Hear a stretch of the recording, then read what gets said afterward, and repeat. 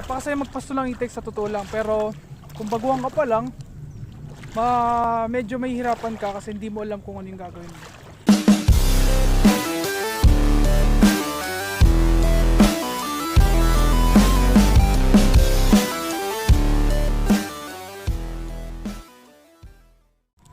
Ayan, so halos nakauwi na sila lahat mga kadaks. Nandun na sila, yun sa malayo kung nakikita nyo. Tayo, nahuli na tayo, naglalakad pa tayo. Ito dito sa halos nagpastuhod na tubig ng palayan na to. Ayan.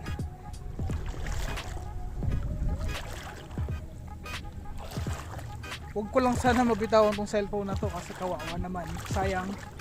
Hindi pa to water resistant eh. So bibili muna tayo ng pang-vlog talaga.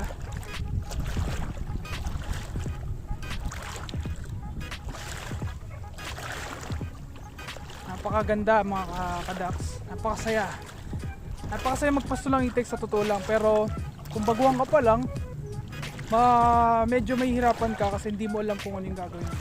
Ako, noong unang beses kung masubukan magpasto, nalilito din ako kung paano yung gagawin ko eh. Buti kasama ko si tatay, siya nag-guide sa akin sa mga gagawin. Isipin mo, hindi naman talaga ako nagpapastol, pero pina-experience na sa akin kasi ako excited din ako ma-experience to kahit paano. Nakakapagod siya, oo, pero nakaka-enjoy. Hindi ko sasabihin na mahirap siya, pero hindi ko rin sasabihin na madali siya. Kasi nasa mindset na lang natin yan kung ano yung magiging mindset natin. Kung para sa atin ba, mahihirapan ba tayo o hindi. Para sa akin, parang nakaka-enjoy na nakakahapo, nakakapagod ng konti. Yun lang mga kadaks. Pero isang bagay lang sigurado, marami kang matututunan kapag sinubukan mo yung bagay na hindi mo pa nagagawa, o kaya naman sinubukan mo yung bagay na gustong mo talaga matutunan.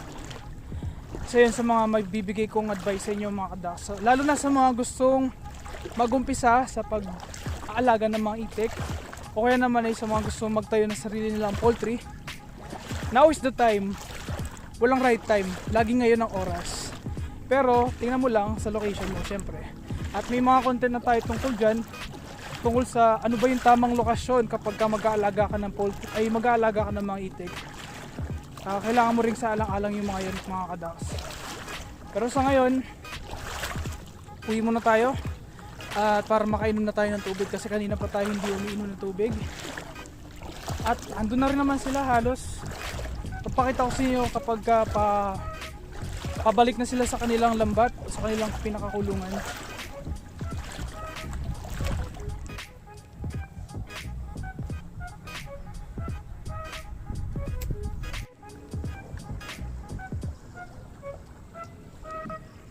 O baka sumabit tayo sa kangkong ulit ha.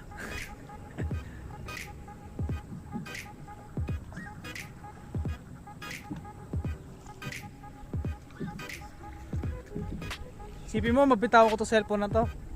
Sayang. Meron pa din eh. Sa mangga! Kayang puntahan dyan? Hindi. Sige.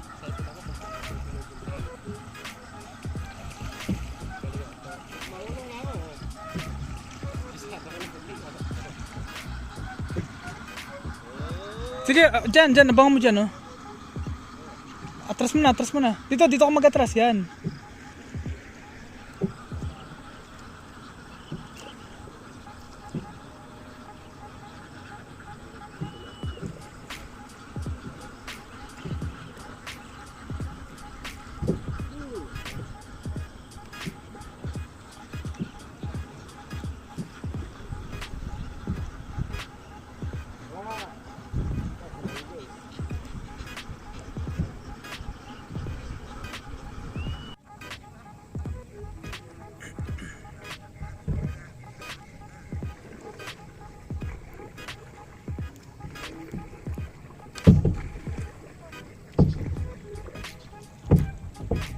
At sa wakas mga kadaks, na pasan pa rin natin silang lahat sa sa kanilang pinaka lambat at kulungan.